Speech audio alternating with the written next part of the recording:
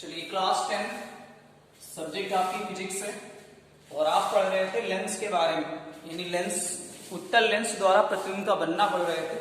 आपको पहली कंडीशन बताई गई जब वस्तु अनंत पर स्थित होती है तब प्रतिबिंब कहाँ पे बनता है, तो आपको कल वाले वीडियो में बताया गया। नंबर सेकेंड कंडीशन होती है जब वस्तु अनंत व 2F1 के बीच स्थित हो। 2F1 समझ रहे हो कहां पे, ये आपका उत्तल लेंस है, ये आपका उत्तल लेंस है, ये जो है वो मुख्य अक्ष है और वस्तु को हमने कहां रखा, ये आपका देखिए ये आपका F1 है और ये आपका 2F1 है।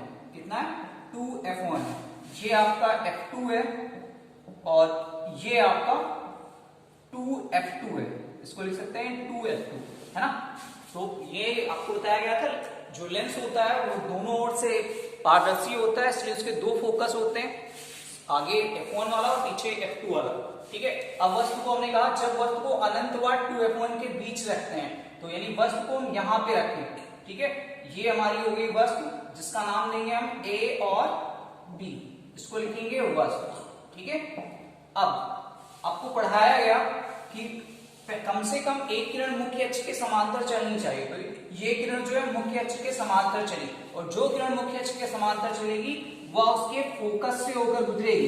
ये किरण जो है फोकस से होकर गुजर गई। ठीक है, दूसरी किरण जो है, दूसरी किरण लेंस के प्रकाशिक केंद्र से होकर गुजरेगी और सीधी निकल जाएगी, यानी ये क्या है सीधी निकल गई, सॉरी ये लोड आ गया, तो ये सीधी निकल गई। अब ये दोनों किरणें इस बिंदु पे मिलती हैं, यानी इसको बोलेंगे B डैश, तो ये प्रतिबिंब बनेगा A डैश B डैश, ये इस तरह से प्रतिबिंब बनता है ना। आपको बताया गया दो कंडीशन की, एक किरण जो है मुख्य अक्ष के समांतर चलेगी, जो किरण मुख्य अक्ष के समांतर चलेगी वो सीधी लेंस पर आपतित होने के पश्चात उसके फोकस से होकर गुजरेगी। दूसरी किरण लेंस के प्रकाशिक केंद्र से होकर गुजरेगी तो वह सीधी निकल जाएगी। तो ये क्या है, लेंस का प्रकाशिक केंद्र C है। ठीक है, तो सीधी निकल गई। अब ये प्रतिबिंब बन गया A डैश B डैश। लिखेंगे कैसे, लिखेंगे ऐसे, वस्तु AB से चलने वाली पहली किरण मुख्य अक्ष के समांतर चलकर, मुख्य अक्ष के समांतर चलकर लेंस पर आपतित होती है। अपवर्तन के पश्चात वह लेंस के द्वितीय फोकस से होकर गुजर जाती है। कहां से गुजर जाती है, लेंस के द्वितीय फोकस से होकर गुजर जाती है, तथा दूसरी किरण लेंस के प्रकाशिक केंद्र पर आपतित होती है और वह बिना विचलित हुए सीधी निकल जाती है। ये दोनों किरणें बिंदु B डैश पर मिलती हैं, अतः यहाँ प्रतिबिंब A डैश B डैश बनता है, जो कि वास्तविक होता है, उल्टा होता है और वस्तु से छोटा होता है। ठीक है, ये इतना आपको लिखना है।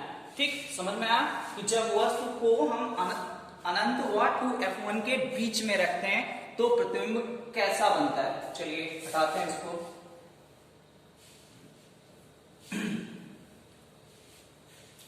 नंबर थर्ड कंडीशन है, नंबर थर्ड, जब वस्तु को 2F1 पर रखते हैं, पर स्थित हो, कहां पे हो, जब वस्तु जो है 2F1 पर स्थित हो, तो मानते हैं कि ये आपका उत्तल लेंस है। ठीक है, इसको L लिखते हैं, ये उसका मुख्य अक्ष है। ठीक है, या ये उसका 2F1 है, ये उसका F1 है। ठीक है, ये उसका F2 है और ये उसका 2F2 है। ठीक है, अब वस्तु को हमने 2F1 पे रख दिया, जिसका नाम दिया हमने AB। ठीक है, इसको लिखा हमने वस्तु।